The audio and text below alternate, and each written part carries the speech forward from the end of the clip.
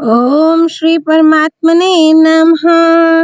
नारायणं नमस्कृत्य नरं चैव नरोत्तमं देवीं सरस्वतीं व्यासं ततो जयमुदीरयेत्। श्रीमद् भगवत गीता साधक संजीवनी 10वां अध्याय। श्री भगवान का ऐश्वर्य। श्लोक 19 से 42। भगवान के द्वारा अपनी विभूतियों का और योग का वर्णन। अर्जुन की प्रार्थना स्वीकार करके भगवान अब आगे के श्लोक से अपनी विभूतियों और योग को कहना आरंभ करते हैं। श्लोक 19। श्री भगवान उवाच हन्ता ते कथयिष्यामि देव्या हि आत्मा विभूत्याः प्राधान्यतः कुरु श्रेष्ठ नास्त्यन्तो विस्तरस्य मे। श्री भगवान बोले, हाँ ठीक है, मैं अपनी दिव्य विभूतियों को तेरे लिए प्रधानता से कहूँगा, क्योंकि हे कुरुश्रेष्ठ, मेरी विभूतियों के विस्तार का अंत नहीं है। व्याख्या। इस 10वें अध्याय में जब भगवान ने यह कहा कि मेरी विभूतियों का अंत नहीं है, तब अर्जुन की दृष्टि भगवान की अनंतता की तरफ चली गई। उन्होंने समझा कि भगवान के विषय में तो मैं कुछ भी नहीं जानता, क्योंकि भगवान अनंत हैं, असीम हैं, अपार हैं। परंतु अर्जुन ने भूल से कह दिया कि आप अपनी सबकी सब विभूतियां कह दीजिए। इसलिए साधक को किंचन मात्र भी अपना आग्रह, अहंकार न रखकर और अपनी सामर्थ्य बुद्धि न लगाकर केवल भगवान पर ही सर्वथा निर्भर हो जाना चाहिए, क्योंकि भगवान की निर्भरता से जो चीज मिलती है वह अपार मिलती है। विभूतियां और योग, इन दोनों में से पहले भगवान 20वें श्लोक से 39वें श्लोक तक अपनी 82 विभूतियों का वर्णन करते हैं। श्लोक 20। अहम आत्मा गुडकेशा सर्वभूतास्य स्थितः अहम आदिश्च मध्यम च भूतानां अंत एव च। हे नींद को जीतने वाले अर्जुन, संपूर्ण प्राणियों के आदि, मध्य तथा अंत में मैं ही हूँ, और संपूर्ण प्राणियों के अंतःकरण हृदय में स्थित आत्मा भी मैं ही हूँ। श्लोक 21। आदित्यानां अहं विष्णुर् ज्योतिषां रविरंशुमान् मरीचिर्मारुतमस्मि नक्षत्राणां अहं शशि। मैं आदित्य के पुत्रों में विष्णु, वामन और प्रकाशमान वस्तुओं में किरणों वाला सूर्य हूँ। मैं मारुतों का तेज और नक्षत्रों का अधिपति चंद्रमा हूँ। व्याख्या। आदित्य के धाता, मित्र आदि जितने पुत्र हैं, उनमें विष्णु अर्थात वामन मुख्य है। भगवान ने ही वामन रूप से अवतार लेकर दैत्यों की संपत्ति को दान रूप से लिया और उसे आदित्य के पुत्रों देवताओं को दे दिया। चंद्रमा, नक्षत्र, तारा, अग्नि आदि जितनी भी प्रकाशमान चीजें हैं, उनमें किरणों वाला सूर्य मेरी विभूति है, क्योंकि प्रकाश करने में सूर्य की मुख्यता है।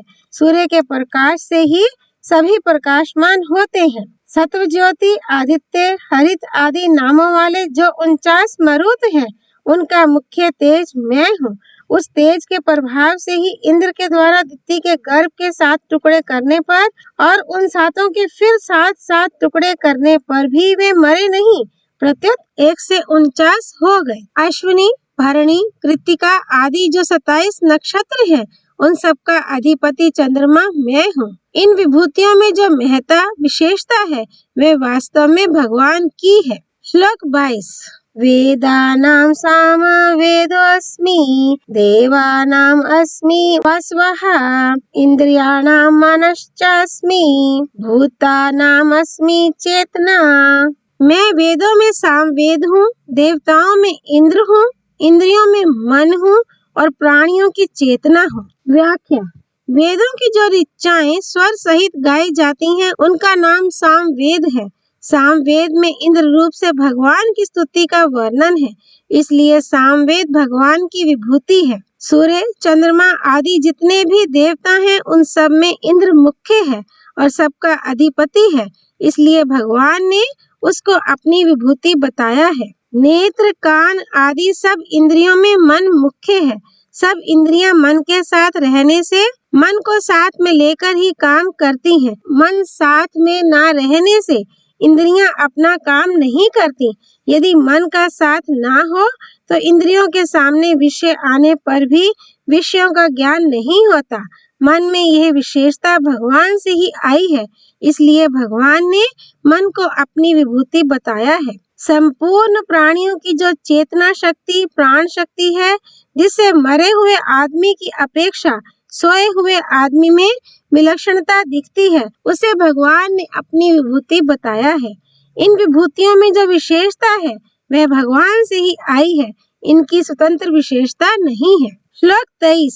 रुद्राणाम शंकरश्चास्मि वित्तेशो यक्ष रक्षसाम वसुनाम पावकश्चास्मि मेरुहा शिखरीणाम अहम। रुद्रों में शंकर और यक्ष राक्षसों में कुबेर मैं हूँ। वसुओं में पवित्र करने वाली अग्नि और शिखर वाले पर्वतों में सुमेरु मैं हूँ। व्याख्या। हर, बहुरूप, त्र्यंबक आदि 11 रुद्रों में शंभु अर्थात शंकर सबके अधिपति हैं। ये कल्याण प्रदान करने वाले और कल्याण स्वरूप हैं, इसलिए भगवान ने इनको अपनी विभूति बताया है। कुबेर यक्ष तथा राक्षसों के अधिपति हैं और इनको धनाध्यक्ष के पद पर नियुक्त किया गया है। सब यक्ष राक्षसों में मुख्य होने से ये भगवान की विभूति है। धर, ध्रुव, सोम आदि 8 वसुओं में अनल अर्थात पावक अग्नि सबके अधिपति हैं। ये सब देवताओं को यज्ञ की हवि पहुंचाने वाले तथा भगवान के मुख हैं, इसलिए इनको भगवान ने अपनी विभूति बताया है। सोने, चांदी, तांबे आदि के शिखरों वाले जितने पर्वत हैं, उनमें सुमेरु पर्वत मुख्य है। ये सोने तथा रत्नों का भंडार है, इसलिए भगवान ने इसको अपनी विभूति बताया है। इस श्लोक में जो 4 विभूतियां कही हैं, उनमें जो कुछ विशेषता महत्ता दिखती है वह विभूतियों के मूल रूप परमात्मा से ही आई है। अतः इन विभूतियों में परमात्मा का ही चिंतन होना चाहिए। श्लोक 24। पुरोधसाम च मुख्यम माम वेधि पार्था बृहस्पतिम सेनानीनाम अहम स्कंदः सरसाम अस्मि सग्रहा। हे पार्थ, पुरोहितों में मुख्य बृहस्पति को मेरा स्वरूप समझो। सेनापतियों में कार्तिकेय और जलाशयों में समुद्र मैं हूँ। व्याख्या। संसार के संपूर्ण पुरोहितों में और विद्या बुद्धि में बृहस्पति श्रेष्ठ है। ये इंद्र के गुरु तथा देवताओं के कुल पुरोहित हैं, इसलिए भगवान ने अर्जुन से बृहस्पति को अपनी विभूति जानने मानने के लिए कहा है। स्कंद कार्तिकेय शंकर जी के पुत्र हैं। इनके 6 मुख और 12 हाथ हैं। ये देवताओं के सेनापति हैं और संसार के संपूर्ण सेनापतियों में श्रेष्ठ हैं, इसलिए भगवान ने इनको अपनी विभूति बताया है। इस पृथ्वी पर जितने जलाशय हैं, उनमें समुद्र सबसे बड़ा है। समुद्र संपूर्ण जलाशयों का अधिपति है और अपनी मर्यादा में रहने वाला तथा गंभीर है, इसलिए भगवान ने इसको अपनी विभूति बताया है। यहाँ इन विभूतियों की जो अलौकिकता दिखती है, ये उनकी खुद की नहीं है, प्रत्युत भगवान की है और भगवान से ही आई है। अतः इनको देखने पर भगवान की ही स्मृति होनी चाहिए। श्लोक 25। महर्षीणां भृगुर अहम गिराम अस्म्य एकम अक्षरम यज्ञानाम जप यज्ञोऽस्मि स्थावराणाम हिमालयः। महर्षियों में भृगु और वाणियों में शब्दों में एक अक्षर अर्थात प्रणव मैं हूँ। संपूर्ण यज्ञों में जप यज्ञ और स्थिर रहने वालों में हिमालय मैं हूँ। व्याख्या। भृगु, अत्रि, मरीचि आदि महर्षियों में भृगु जी बड़े भक्त, ज्ञानी और तेजस्वी हैं।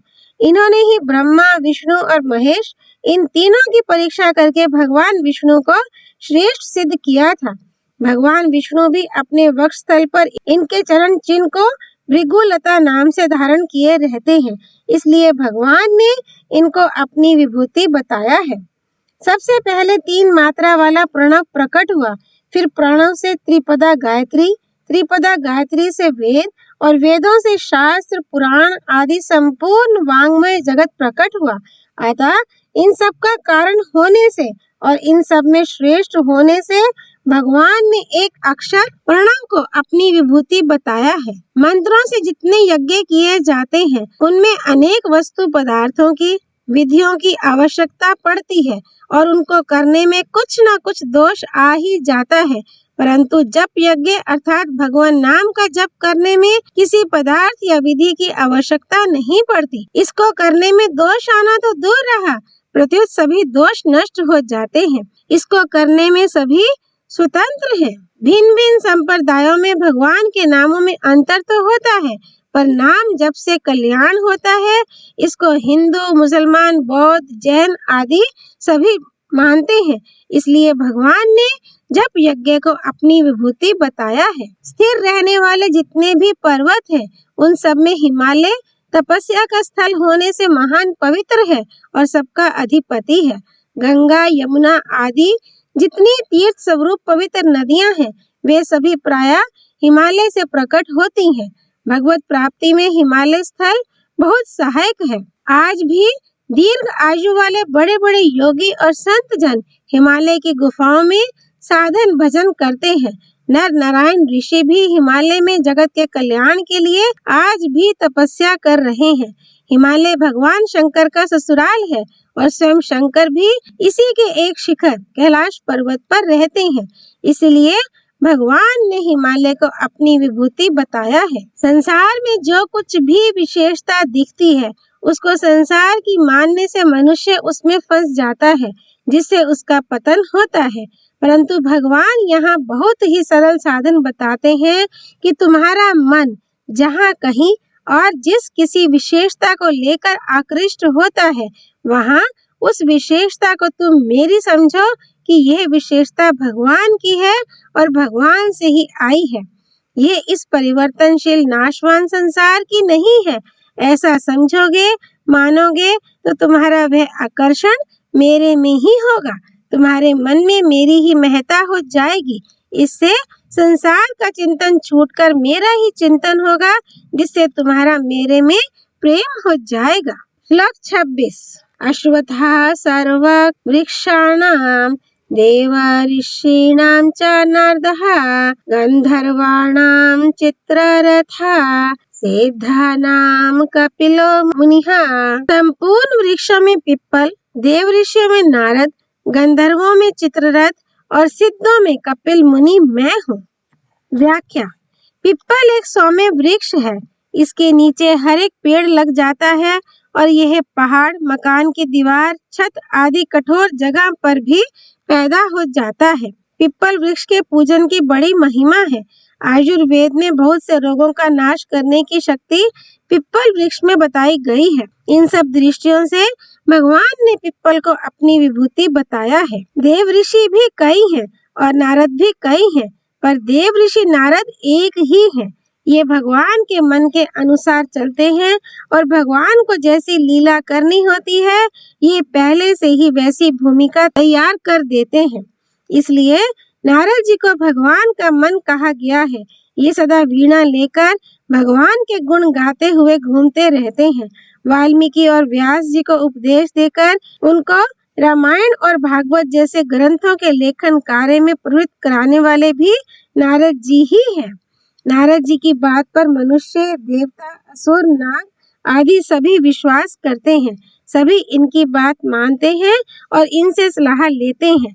महाभारत आदि ग्रंथों में इनके अनेक गुणों का वर्णन किया गया है।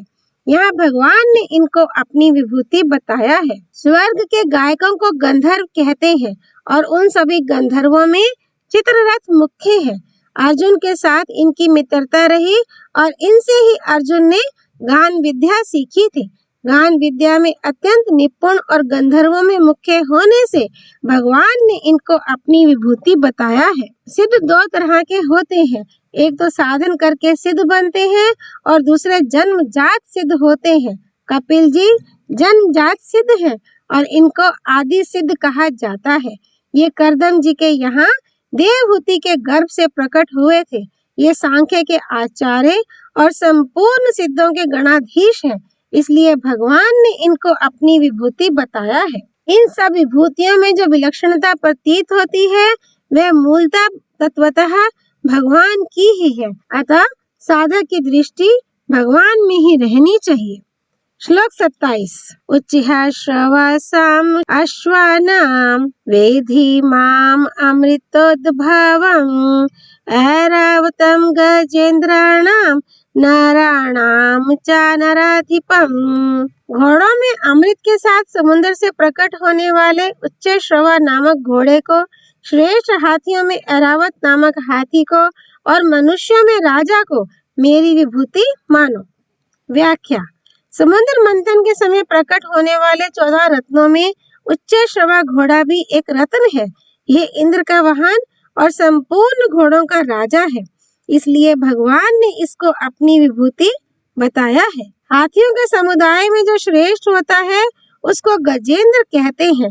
ऐसे गजेंद्रों में भी ऐरावत हाथी श्रेष्ठ है। उच्च श्रवा घोड़े की तरह ऐरावत हाथी की उत्पत्ति भी समुद्र से हुई है और यह भी इंद्र का वाहन है, इसलिए भगवान ने इसको अपनी विभूति बताया है। संपूर्ण प्रजा का पालन, संरक्षण, शासन करने वाला होने से राजा संपूर्ण मनुष्यों में श्रेष्ठ है। साधारण मनुष्यों की अपेक्षा राजा में भगवान की ज्यादा शक्ति रहती है, इसलिए भगवान ने राजा को अपनी विभूति बताया है। इन विभूतियों में जो बलवत्ता सामर्थ्य है वह भगवान से ही आई है, अतः उसको भगवान की ही मानकर भगवान का चिंतन करना चाहिए। श्लोक 28। आयुधानम आहं वज्रम धेनुनामस्मि कामधुक् प्रज्ञश्चास्मि कंदर्पः सर्पाणाम अस्मि वासुकिः। आयुधों में वज्र और धेनुओं में कामधेनु मैं हूँ। संतान उत्पत्ति का हेतु कामदेव मैं हूँ और सर्पों में वासुकी मैं हूँ। व्याख्या। जिनसे युद्ध किया जाता है उनको आयुध, अस्त्र शस्त्र कहते हैं।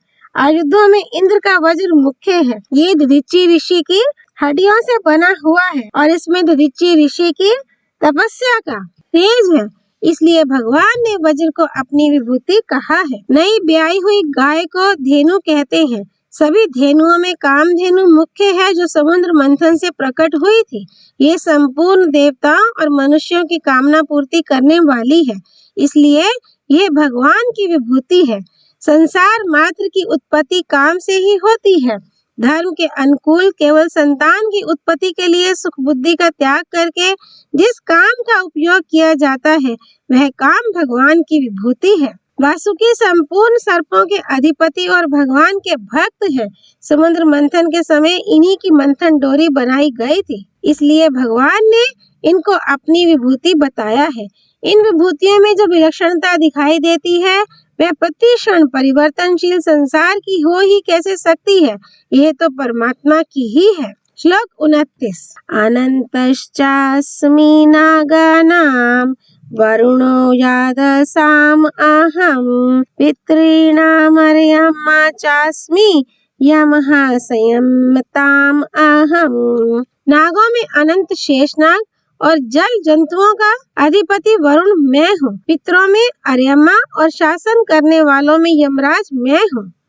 व्याख्या। शेषनाग संपूर्ण नागों के राजा हैं। इनके 1000 फण हैं। ये क्षीर सागर में सदा भगवान की शैया बनकर भगवान को सुख पहुंचाते रहते हैं।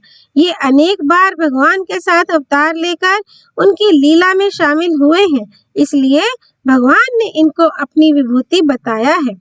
वरुण संपूर्ण जल जंतुओं के तथा जल देवताओं के अधिपति हैं और भगवान के भक्त हैं, इसलिए भगवान ने इनको अपनी विभूति बताया है। कव्यवह, अनल, सोम आदि 7 पितरी गण हैं। इन सब में अर्यमा नाम वाले पितर मुख्य हैं, इसलिए भगवान ने इनको अपनी विभूति बताया है।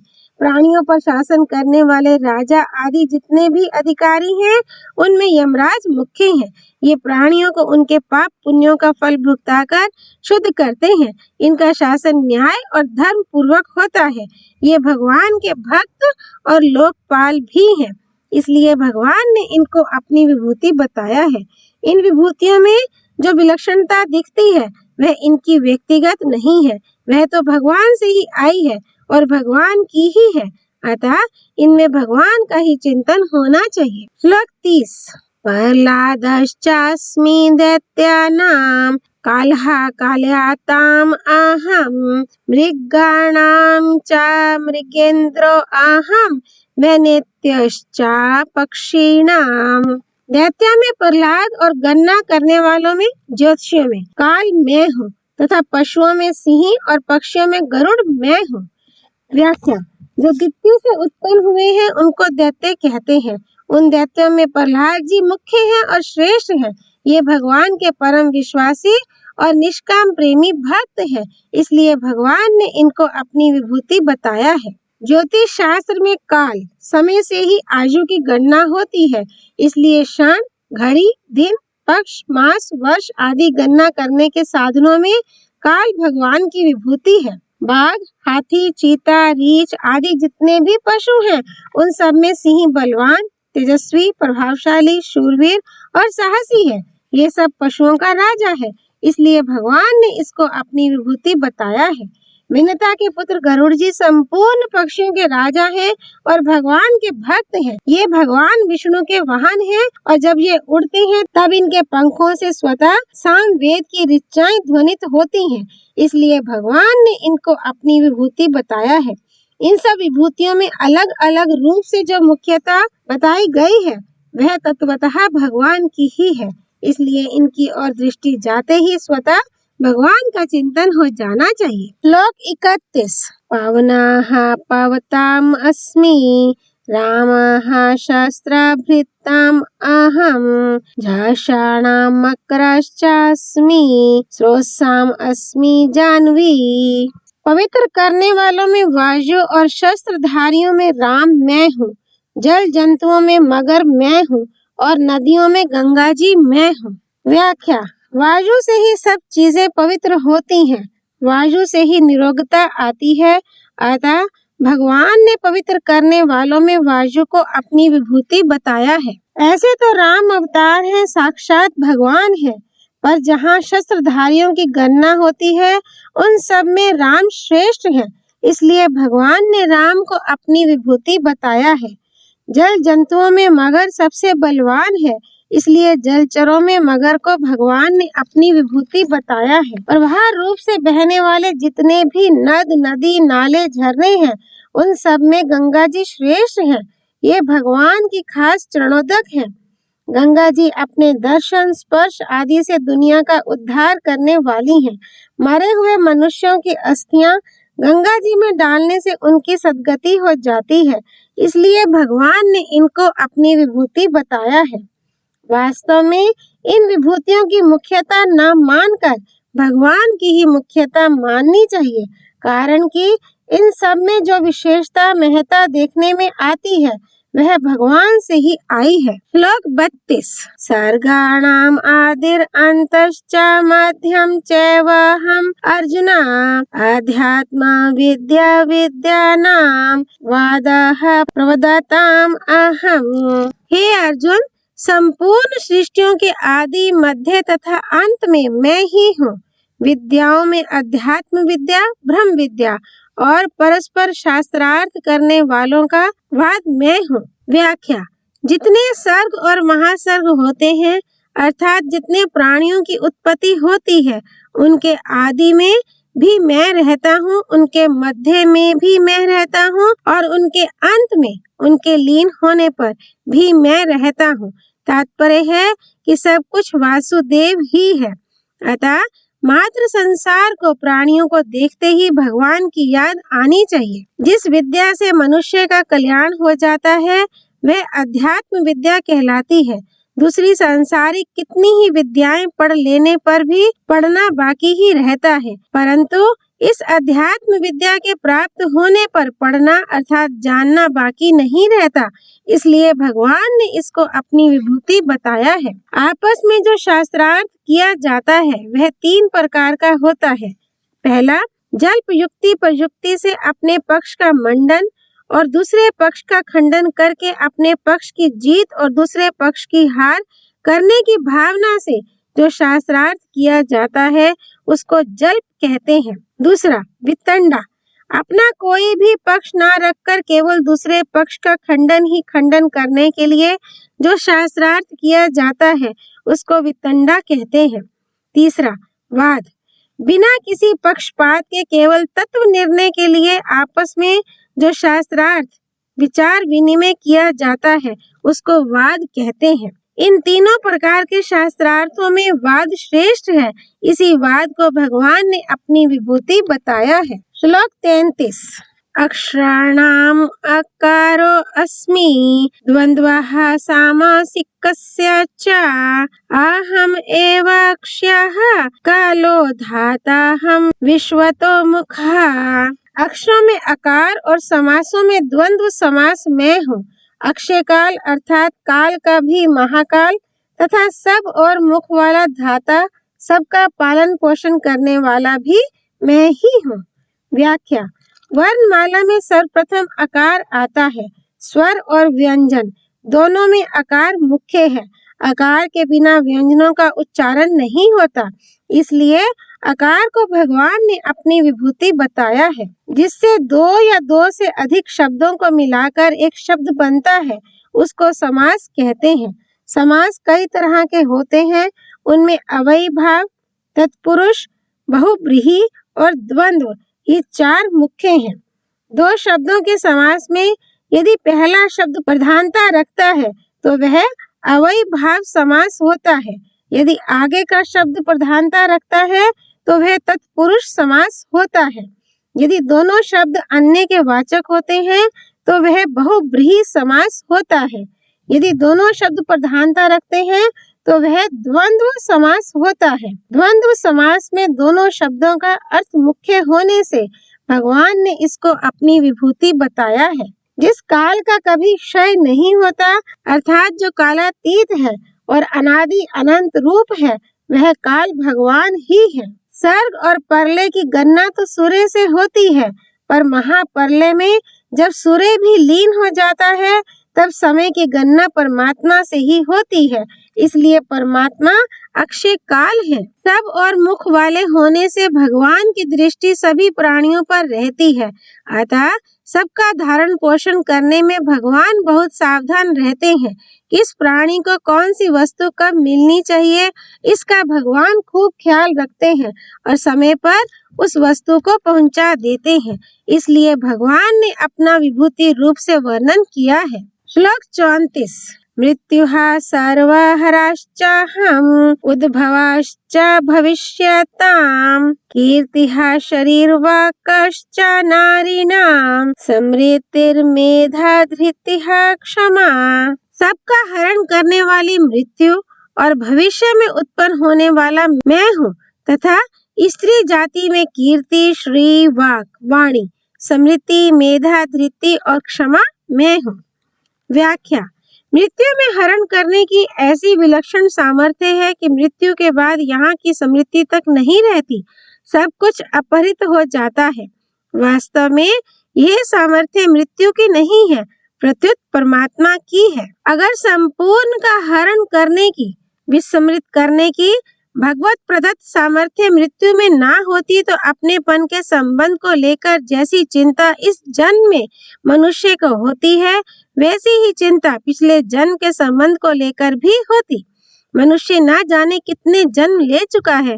अगर उन जन्मों की याद रहती तो मनुष्य की चिंताओं का, उसके मोह का कभी अंत आता ही नहीं। परंतु मृत्यु के द्वारा विस्मृति होने से पूर्व जन्मों के कुटुंब, संपत्ति आदि की चिंता नहीं होती। इस तरह मृत्यु में जो चिंता, मोह मिटाने की सामर्थ्य है वह सब भगवान की ही है। सब उत्पन्न होने वालों की उत्पत्ति का हेतु भी भगवान ही है। तात्पर्य है कि संसार की उत्पत्ति, स्थिति और प्रलय करने वाले भगवान ही है। कीर्ति, श्री, वाक, स्मृति, मेधा, धृति और क्षमा ये सातों संसार भर की स्त्रियों में श्रेष्ठ मानी गई हैं। इनमें से कीर्ति, स्मृति, मेधा, धृति और क्षमा ये 5 प्रजापति दक्ष की कन्याएं हैं। श्री महर्षि भृगु की कन्या है और वाक ब्रह्मा जी की कन्या है। कीर्ति, श्री, वाक, स्मृति, मेधा, धृति और क्षमा ये सातों स्त्रीवाचक नाम वाले गुण भी संसार में प्रसिद्ध हैं। सद्गुणों को लेकर संसार में जो प्रसिद्धि है, प्रतिष्ठा है, उसे कीर्ति कहते हैं। स्थावर और जंगम, ये दो प्रकार का ऐश्वर्य होता है। जमीन, मकान, धन, संपत्ति आदि स्थावर ऐश्वर्य है और गाय, भैंस, घोड़ा, ऊंट, हाथी आदि जंगम ऐश्वर्य है। इन दोनों ऐश्वर्यों को श्री कहते हैं। जिस वाणी को धारण करने से संसार में यश प्रतिष्ठा होती है और जिससे मनुष्य पंडित विद्वान कहलाता है, उसे वाक कहते हैं। पुरानी सुनी समझी बात की फिर याद आने का नाम स्मृति है। बुद्धि की जो स्थायी रूप से धारण करने की शक्ति है, अर्थात जिस शक्ति से विद्या ठीक तरह से याद रहती है, उस शक्ति का नाम मेधा है। मनुष्य को अपने सिद्धांत, मान्यता आदि पर डटे रहने तथा उनसे विचलित न होने देने की शक्ति का नाम धृति है। दूसरा कोई बिना कारण अपराध कर दे तो अपने में दंड देने की शक्ति होने पर भी उसे दंड ना देना और उसे लोक परलोक में कहीं भी उस अपराध का दंड ना मिले, इस तरह का भाव रखते हुए उसे माफ कर देने का नाम क्षमा है। कीर्ति, श्री और वाक, ये तीन प्राणियों के बाहर प्रकट होने वाली विशेषताएं हैं तथा स्मृति, मेधा, धृति और क्षमा, ये चार प्राणियों के भीतर प्रकट होने वाली विशेषताएं हैं। इन सातों विशेषताओं को भगवान ने अपनी विभूति बताया है। श्लोक 35। बृहत् सामा तथा सामनाम गायत्री छंदसाम अहम मासानाम मार्गशीर्षोहम ऋतूनाम कुसुमाकरहा। गाई जाने वाली श्रुतियों में बृहत्साम और सब छंदों में गायत्री छंद मैं हूँ। 12 महीनों में मार्गशीर्ष और 6 ऋतुओं में वसंत मैं हूँ। व्याख्या। सामवेद में बृहत्साम नामक एक गीति है। इसके द्वारा इंद्र रूप परमेश्वर की स्तुति की गई है। अतिरात्र याग में यह एक पृष्ठ स्तोत्र है। सामवेद में सबसे श्रेष्ठ होने से इस बृहत्साम को भगवान ने अपनी विभूति बताया है। वेदों की जितनी छंदोबद्ध ऋचाएं हैं, उनमें गायत्री की मुख्यता है। गायत्री को वेद जननी कहते हैं क्योंकि इसी से वेद प्रकट हुए हैं। स्मृतियों और शास्त्रों में गायत्री की बड़ी भारी महिमा गाई गई है। गायत्री में स्वरूप, प्रार्थना और ध्यान तीनों परमात्मा के ही होने से इससे परमात्मा तत्व की प्राप्ति होती है। इसलिए भगवान ने गायत्री को अपनी विभूति बताया है। जिस अन्न से संपूर्ण प्रजा जीवित रहती है, उस वर्षा से होने वाले अन्न की उत्पत्ति मार्गशीर्ष महीने में होती है। इस महीने में नए अन्न से यज्ञ भी किया जाता है। महाभारत काल में नया वर्ष मार्गशीर्ष से ही आरंभ होता था। इन विशेषताओं के कारण भगवान ने मार्गशीर्ष को अपनी विभूति बताया है। वसंत ऋतु में बिना वर्षा के ही वृक्ष, लता आदि पत्र पुष्पों से युक्त हो जाते हैं। इस ऋतु में ना अधिक गर्मी रहती है और ना अधिक सर्दी, इसलिए भगवान ने वसंत ऋतु को अपनी विभूति कहा है। इन सब विभूतियों में जो महत्ता विशेषता दिखती है, वह केवल भगवान की ही है। अतः चिंतन केवल भगवान का ही होना चाहिए। श्लोक 36। द्युत्तम छल्यातामस्मि तेजस्तेजस्विनाम अहम ज्योऽस्मि व्यवसायोऽस्मि सत्वम सत्वत्ताम अहम। छल करने वालों में जुआ और तेजस्वी में तेज मैं हूँ। जीतने वालों की विजय मैं हूँ। निश्चय करने वालों का निश्चय और सात्विक मनुष्यों का सात्विक भाव मैं हूँ। व्याख्या। छल करके दूसरों के राज्य, वैभव, धन, संपत्ति आदि का सर्वस्व का अपहरण करने की विशेष सामर्थ्य रखने वाली जो विद्या है, उसको जुआ कहते हैं। इस जुए को भगवान ने अपनी विभूति बताया है। शंका। यहाँ भगवान ने छल करने वालों में जुए को अपनी विभूति बताया है, तो फिर इसके खेलने में क्या दोष है? अगर दोष नहीं है तो फिर शास्त्रों ने इसका निषेध क्यों किया है? समाधान। ऐसा करो और ऐसा मत करो, ये शास्त्रों का विधि निषेध कहलाता है। ऐसे विधि निषेध का वर्णन यहाँ नहीं है, यहाँ तो विभूतियों का वर्णन है। मैं आपका चिंतन कहाँ कहाँ करूं? अर्जुन के इस प्रश्न के अनुसार भगवान ने विभूतियों के रूप में अपने चिंतन की बात ही बताई है, अर्थात भगवान का चिंतन सुगमता से हो जाए, इसका उपाय विभूतियों के रूप में बताया है। किसी साधक का पहले जुआ खेलने का व्यसन रहा हो और अब वह भगवान के भजन में लगा है।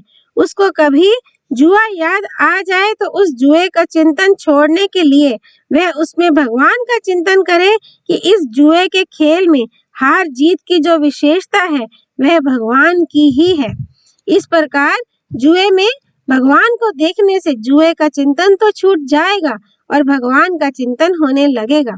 ऐसे ही किसी दूसरे को जुआ खेलते देखा और उसमें हार जीत को देखा तो हराने और जिताने की शक्ति को जुए की ना मानकर भगवान की माने, कारण कि खेल तो समाप्त हो रहा है और समाप्त हो जाएगा, पर परमात्मा उसमें निरंतर रहते हैं और रहेंगे।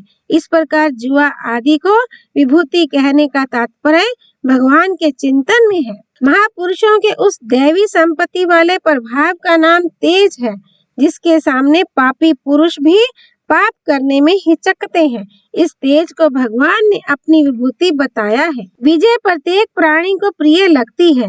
विजय की यह विशेषता भगवान की है, इसलिए विजय को भगवान ने अपनी विभूति बताया है। अपने मन के अनुसार अपनी विजय होने से जो सुख होता है उसका उपभोग ना करके उसमें भगवत बुद्धि करनी चाहिए कि विजय रूप से भगवान आए हैं। व्यवसाय नाम एक निश्चय का है। इस एक निश्चय की भगवान ने गीता में बहुत महिमा गाई है। निश्चय को अपनी विभूति बताने का तात्पर्य है कि साधक को ऐसा निश्चय तो रखना ही चाहिए, पर इसको अपना गुण नहीं मानना चाहिए, प्रत्युत ऐसा मानना चाहिए कि ये भगवान की विभूति है और उन्हीं की कृपा से मुझे प्राप्त हुई है। सात्विक मनुष्यों में जो सत्व गुण है, जो सात्विक भाव और आचरण है, वह भी भगवान की विभूति है। तात्पर्य है कि रजोगुण और तमोगुण को दबाकर जो सात्विक भाव बढ़ता है, उस सात्विक भाव को साधक अपना गुण ना मानकर भगवान की विभूति माने। तेज, व्यवसाय, सात्विक भाव आदि अपने में अथवा दूसरों में देखने में आए तो साधक इनको अपना अथवा किसी वस्तु व्यक्ति का गुण ना माने, प्रत्युत भगवान का ही गुण माने। उन गुणों की तरफ दृष्टि जाने पर उनमें तत्वतः भगवान को देखकर भगवान को ही याद करना चाहिए। श्लोक 37। वृषीणां वसुदेवो अस्मि पांडवानां धनंजयः मुनीनां अप्यहं व्यासः कवीनां उष्णा कविः। वृषणी वंशियों में वसुदेव पुत्र श्री कृष्ण और पांडवों में अर्जुन मैं हूँ। मुनियों में वेद व्यास और कवियों में कवि शुक्राचार्य भी मैं हूँ। व्याख्या। यहाँ भगवान श्री कृष्ण के अवतार का वर्णन नहीं है, प्रत्युत वृषणी वंशियों में अपनी जो विशेषता है उस विशेषता को लेकर भगवान ने अपना विभूति रूप से वर्णन किया है। पांडवों में अर्जुन की जो विशेषता है वह विशेषता भगवान की ही है, इसलिए भगवान ने अर्जुन को अपनी विभूति बताया है। वेद का 4 भागों में विभाग, पुराण, उपपुराण, महाभारत आदि जो कुछ संस्कृत वाङ्मय है वह सब का सब व्यास जी की ही कृपा का फल है। आज भी कोई नई रचना करता है तो उसे भी व्यास जी का ही उच्चिष्ट माना जाता है। इस तरह सब मुनियों में व्यास जी मुख्य है, इसलिए भगवान ने व्यास जी को अपनी विभूति बताया है। शास्त्रीय सिद्धांतों को ठीक तरह से जानने वाले जितने भी पंडित हैं वे सभी कवि कहलाते हैं। उन सब कवियों में शुक्राचार्य जी मुख्य हैं। शुक्राचार्य जी संजीवनी विद्या के ज्ञाता हैं। इनकी शुक्र नीति प्रसिद्ध है। इस प्रकार अनेक गुणों के कारण भगवान ने इन्हें अपनी विभूति बताया है। इन विभूतियों की महत्ता देखकर कहीं भी बुद्धि अटके तो उस महत्ता को भगवान की ही माननी चाहिए, क्योंकि वह महत्ता एक क्षण भी स्थायी रूप से ना टिकने वाले संसार की नहीं हो सकती। श्लोक 38। दंडो दमयतामस्मि नीतिरस्मि जिगीषताम् मौनं चैवास्मि गुह्यानां ज्ञानं ज्ञानवताम् अहम्। दमन करने वालों में दंड नीति और विजय चाहने वालों में नीति मैं हूँ। गोपनीय भावों में मौन मैं हूँ और ज्ञानवानों में ज्ञान मैं ही हूँ। व्याख्या। दुष्टों को दुष्टता से बचाकर सन्मार्ग पर लाने के लिए दंड नीति मुख्य है, इसलिए भगवान ने इसको अपनी विभूति बताया है। नीति का आश्रय लेने से ही मनुष्य विजय प्राप्त करता है और नीति से ही विजय ठहरती है। इसलिए नीति को भगवान ने अपनी विभूति बताया है। गुप्त रखने योग्य जितने भाव हैं, उन सब में मौन, वाणी का संयम अर्थात चुप रहना मुख्य है, क्योंकि चुप रहने वालों के भावों को हर एक व्यक्ति नहीं जान सकता। इसलिए गोपनीय भावों में भगवान ने मौन को अपनी विभूति बताया है। संसार में कला कौशल आदि को जानने वालों में जो ज्ञान जानकारी है, वह भगवान की विभूति है। तात्पर्य है कि ऐसा ज्ञान अपने में और दूसरों में देखने में आए तो इसे भगवान की ही विभूति माने। इन सब विभूतियों में जो विलक्षणता है, वह इनकी व्यक्तिगत नहीं है, प्रत्युत परमात्मा की ही है।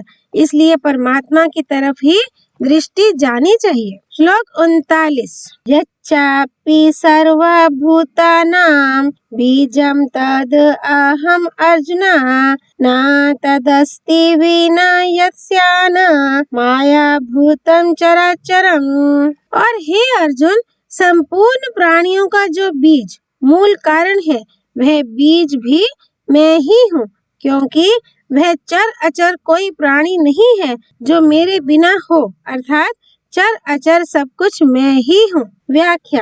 यहाँ भगवान समस्त विभूतियों का सार बताते हैं कि सबका बीज अर्थात कारण मैं ही हूँ।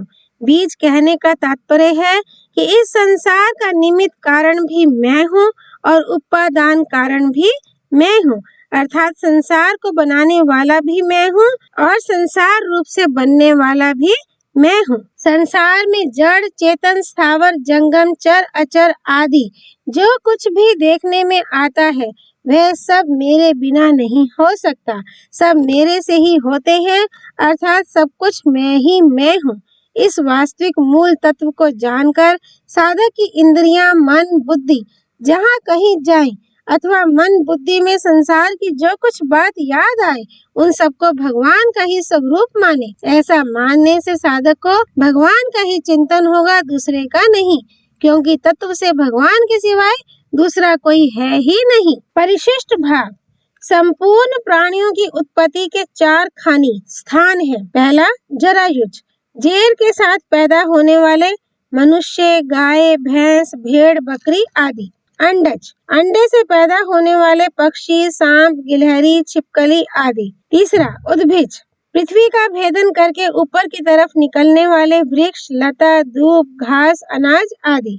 और चौथा, स्वेज, पसीने से पैदा होने वाले जूं, लीख आदि तथा वर्षा में जमीन से पैदा होने वाले केंचुए आदि जीव। इन 4 स्थानों से 84 लाख योनियां पैदा होती हैं। इन योनियों में 2 तरह के जीव होते हैं, स्थावर और जंगम। वृक्ष, लता, दूब, घास आदि एक ही जगह रहने वाले जीव स्थावर हैं और मनुष्य, पशु, पक्षी आदि चलने फिरने वाले जीव जंगम हैं। इन जीवों में भी कोई जल में रहने वाले हैं, कोई आकाश में रहने वाले हैं और कोई भूमि पर रहने वाले हैं। इन 84 लाख योनियों के सिवाय देवता, पितर, गंधर्व, भूत, प्रेत, पिशाच, ब्रह्म, राक्षस, पूतना, बालग्रह आदि कई योनियां हैं। इन संपूर्ण योनियों के बीज अर्थात मूल कारण भगवान है।